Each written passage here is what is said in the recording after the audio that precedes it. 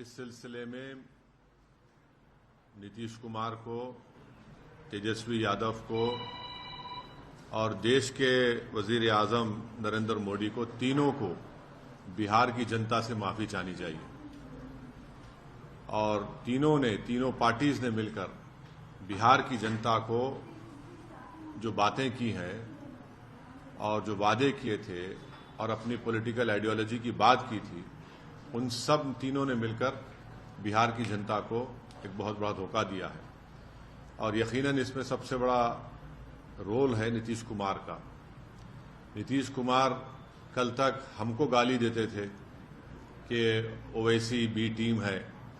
अब नीतीश कुमार को शर्म नहीं आती उसी जगह पर जाकर बैठने के लिए जहां पर हम पर इल्जाम लगाते थे। और नीतीश कुमार ने पॉलिटिकल अपॉर्चुनिज्म कहना तो अंडरस्टेटमेंट होगा, उन्होंने हर चीज का रिकॉर्ड तोड़ दिया है और कोई उनकी बात का न एतबार है न भरोसा है। मैं शुरू से कह रहा था कि नीतीश कुमार फिर से बीजेपी में जाएंगे, मगर लोग हमारी बात पर यकीन नहीं कर रहे थे। अब हम तेजस्वी यादव से पूछना चाह रहे हैं कि बताओ कैसा लग रहा है आपको? अभी आपने हमारे 4 एमएलएस को तोड़ा था, अब आपको कुछ दर्द हो रहा है सीने में? तकलीफ हो रही है आपको अपने भेजे में? अब आपको मालूम हो रहा है कि जो खेल आप हमसे खेले थे वही खेल आपसे हो गया। और तेजस्वी यादव और उनकी पार्टी धोखा दी है। 2 मर्तबा नीतीश कुमार को उन्होंने मुख्यमंत्री बनाया। बताइए अब क्या हासिल हुआ? आपने बीजेपी को आपने सत्ता दे दी। नीतीश कुमार तो सिर्फ अभी तो नाम के मुख्यमंत्री रहेंगे, हुकूमत चलेगी बिहार में आरएसएस के नरेंद्र मोदी की। हम तो यही चीज को रोकना चाह रहे थे। एमआईएम पार्टी इसी को रोक रही थी। और जब हमारे सीमांचल की जनता ने एमआईएम के 5 विधायक को कामयाब किया तो हमने तो जब उनके स्पीकर के इलेक्शन में तायद की थी गठबंधन के।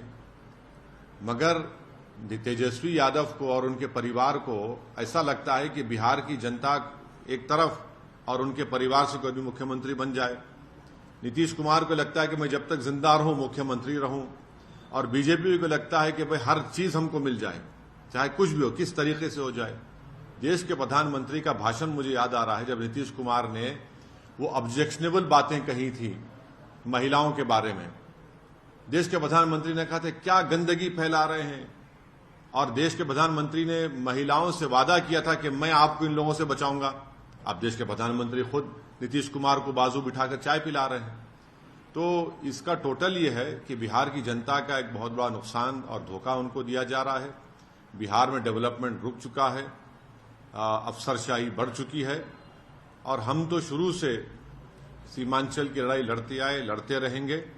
और इससे जनता को फिर से मालूम हो गया कि एमआईएम और ओवैसी जो बात कह रहा था कि सेकुलरिज्म, पॉलिटिकल सेकुलरिज्म सिर्फ इस्तेमाल किया जाता है भारत के मुसलमानों को धोखा देने के लिए, और अब की बार फिर से धोखा दिया गया है बिहार के मुसलमानों को सिर्फ सत्ता में आकर बैठने के लिए। मैं उम्मीद करता हूं कि न सिर्फ बिहार बल्कि पूरे देश के जो अल्पसंख्यक समाज, मुसलमान और जो हमारे सेकुलर जहन रखने वाले हिंदू, ओबीसी और दलित भाई हैं, वो देखेंगे इन चीजों को कि कैसे सेकुलरिज्म के नाम पर चुनाव में तो वोट लिया जाता है और उसके बाद फिर आपके वोट को ले जाकर आरएसएस और मोदी के झोली में रख दिया जाता है। तो उम्मीद करते हैं कि वो इससे एक इसका नोट लेंगे और उन पार्टीज का साथ देंगे जो आपकी पॉलिटिकल लीडरशिप को डेवलप करना चाहती है।